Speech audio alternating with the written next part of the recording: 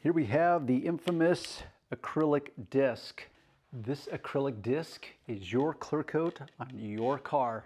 Why am I using the disc? Because it's easier to film. So this, while it's called an acrylic disc, at a rudimentary level is a form of plastic. The clear coat on your car is a form of plastic. So what I did is I scuffed up this area with 2500 grit sandpaper, and I will do it a little bit more. Why am I doing this, you ask? To illustrate the point of how Darren is going to save you a boatload of money.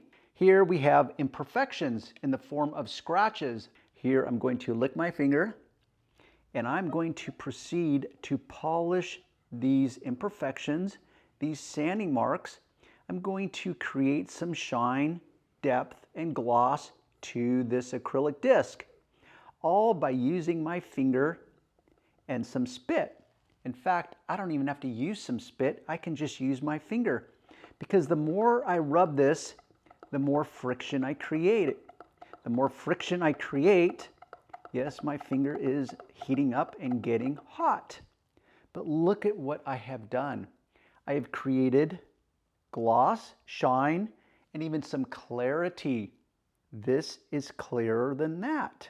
Now you can go away and you know that you can polish your car by, well, spit and your finger. In fact, you don't even need spit. You can just polish your car by finger. But Darren, that's absurd. I would never do that to my car. That would actually put scratches in my car. And then I could say, well, wait, I just took some 2500 grit scratches and I made it look better. Well, welcome to the world of what I'm going to label as the hierarchy of shine. To make a distinction, you have two types of shine: temporary shine, permanent shine. But let's clarify what shine means. Shine is all about the reflection of light off of your car paint. That's going to be determined by three critical factors. One is actual gloss, as in shine, which is really just about the appearance of your car. Does it look shinier, glossier, have more lust to it? So shine. Next is smoothness, as in when you feel it. So this is about touch. You feel your paint, it's smooth. There's no dirt, there's no grit to it. It's silky smooth. The third has to do with texture, and more precisely, the absence of texture. So I'm going to call that flatness. So you want the surface to be as flat as possible, as smooth as possible, and shiny as possible. Think of a mirror. The greater question then becomes, how do you produce this? Do you actually want to spit on your fingers and rub your car and spend 2 days trying to shine it up by hand? I think not. Yes, you could do it. I think I clearly demonstrated that. Let me see if I can bring some greater understanding in the form of some other props. Here we have wax, polish, and compound. So this would be the hierarchy, depending upon how you want to label this. So if we were going to label this the least aggressive, the easiest, it would go wax, polish, and compound. Waxes would include sealants, spray detailers, quick detailers, call it what you want. It's all about visual presentation. You would consider this temporary. Think of makeup on a woman's face. Temporary. It enhances their visual appearance. Yes, women, we appreciate the effort. Your face looks better. Yes, we appreciate the effort in the form of a wax or sealant. Yes, your car looks better. We appreciate the effort, but you accept that it's temporary. Next, we have polish, which really is kind of the defining metric in this moment, because you don't just have polishes that are just polishes. It gets very convoluted, very complicated very quickly. So for example, you can have polishes with no abrasives. You can have polishes with abrasives. Now you may ask, well, why would I want abrasives? For example, let's say you have a brand new car and you say, okay, I want to put wax on it so it looks better, but maybe I should use a polish and maybe I should do it by hand, because polishing is better than just waxing. So you could polish your car first and then apply a wax to it. So polish, I think most people would accept, at least based on the labeling, that it's going to produce more shine, more depth, more clarity to your paint. So you want to polish it and then enhance its appearance with a temporary product like a wax or a sealant. But what about that third metric, which is flatness, as in the absence of all defects? No texture whatsoever, no scratches, no etching, nothing. How are you going to do that? Well, that's where the world of compounds come into the mix. These will have abrasives to them. Well, most of the time it will. Unfortunately, this industry is all over the board. There is no standardization. There is no governing body that says, okay, in order for you to label your product a compound, it must have abrasives to it. It's just not the rule. I can label a product any way I want, regardless of whether it has abrasives to it or not. So this compound by Meguiar's, in fact, is called Ultimate Compound, a color and clarity restorer. Cuts as fast as harsh abrasives, obsoletes traditional compounds. Okay, that sounds pretty ultimate in nature.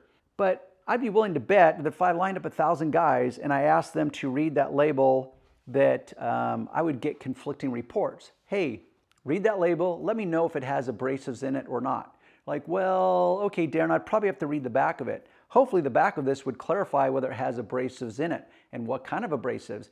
But really the point of the video is for you to understand that there is layers to it. There is a hierarchy to it. In ways, you could think of wax and sealants as instant gratification. Now, instant, that is a very ambiguous term. Instant can only be instant if you're comparing it to something that's less instant. But in the case of this hierarchy, let's just call wax and sealants as instant gratification. Less effort, immediate results, shine, gloss, and depth. But it has not changed the surface of your paint. It has not removed any defects to it. It has simply covered it up, helped diminish, help disguise, help camouflage the imperfections in your car paint. The next step would be a polish without abrasives in it, because you're afraid of abrasives, especially if you have a new car and you probably think that your brand new car is flawless, which it's not, but maybe you think it is. So therefore you don't want a polish with abrasives, you just want a polish to add additional gloss to it. So in reality, you really want some instant gratification, but you're willing to put more effort into it than a wax because you want to polish, because you heard from the guy down the street that a polish is better than just a wax. So you should polish your car first, then you should apply a wax or a sealant to add protection to it. I just added another P word, protection, which I'm not going to go down that rabbit hole right now. That's a video for another time. But polish, abrasives versus non-abrasives, which one is which? Unfortunately, I'd like to say that you could just read the label and you would know for certainty what is in it, but you just won't, because once again, this industry is seriously jacked up. No, really, it is. So polish, that's the next step in instant gratification. It's just less instant than using a wax only. So that would be like, okay, instant gratification, I'm gonna go with a wax. More work, more effort, I'm going to polish it first, then I'm going to protect it and enhance it with a wax. Okay, great. But let's say you accept that your paint probably has more defects in it than you really want. And you accept that, yes, you want to remove the defects. Why would you want to do that? Because you also probably understand and accept that the more perfect you can create that surface, the surface being the clear coat of your car, the better the reflective capabilities are. Because the less distortion there is of light as it bounces off and reflects off of your car, the greater the gloss, the greater the depth, the greater the luster, shine. You can call it whatever you want. Less defects, better. Smoother, better. Shinier, better. With that understanding, you could pull back and say, okay, you kind of have three choices. Do you want shiny, waxes, sealants?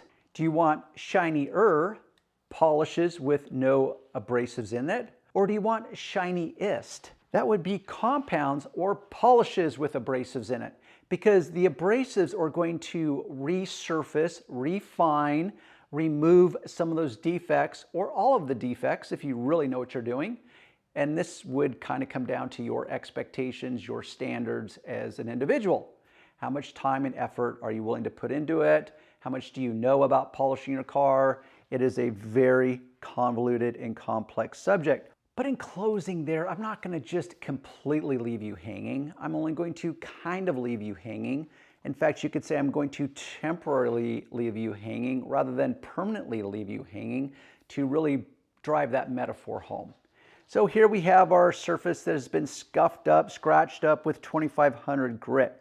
So let me take both a compound that I know has abrasives in it and a polish that I don't know if it has abrasives in it. It only suggests that it kind of does, but it doesn't really make a clear distinction that yes, this has abrasives in it. It just says that it will create deep reflections and a high gloss. Well, I could say that this created deep reflections and a high gloss, but you didn't have to buy a product in order to do it. All depends on how you want to use your terms. If nothing else, I'm going to tell you that I always recommend using a microfiber cloth. So this is the Meguiar's Ultimate Polish, and I'm going to just sit here and rub, just like I did with the spit on my fingertip. That actually rhymed, didn't it? Spit on my fingertip. And I'm going to rub and rub and rub, and I'm creating some friction here, but I'm also using a product in the form of a polish to polish. How's that for some confusion? Polish, it's a noun. Polish, it's a verb. I'm going to use some polish so I can polish my car. I'm going to use a polish in the act of polishing my car. Wow, my head's going to explode. So yes, I created some shine, additional depth and clarity to this area, just like I did with my spit in my finger. So yes, if you want to buy a product, go for it, polish. I actually recommend that way more than spit in your finger. But let's go in for a deep dive because I'm going to take the Meguiar's Ultimate Compound because I don't want just a compound. I want the ultimate compound and I want color and clarity restore. And I know that this does in fact have some type of abrasives in it. But let's bring you in for a tighter shot, shall we? Here I have my dollop of compound. Let's see what kind of results we can get. And I am actually applying way more pressure to this than I did with my finger because I have some insulation in the form of a microfiber that will not cause my finger to produce heat and become very sore. Okay, pretty darn good.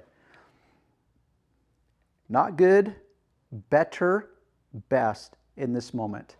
So your takeaway in this moment is, actually it could be a few things. I'm not even sure what your takeaway is. I hope that I've made both a compelling case, as in the spit in the finger. I don't think too many people have seen that demonstration unless you've been viewing my channel for any certain length of time. Secondly, do you want to polish your car by hand? I can't answer that for you. But thirdly, I hope I brought a little bit of greater understanding to a topic that's very confusing, very complicated, very complex. And 7,500 words or less. I saved you a boatload of money. And once again, thanks for tuning in. Always check the links below where it'll take you to my website where I wax longer and stronger on any given topic. I talk about things like the best car polish, the best buffers, how to polish a car if you're a beginner, things like that. Things that you might be interested in. And if you haven't subscribed to the channel, by all means subscribe. Hit the little bell icon that will give you alerts, so every time that I upload a new video, you will get a little alert to tell you, say, hey, guess what? There's a new video there. Let's go check it out. All right, give it a thumbs up on your way out, and I hope to see you on the next video.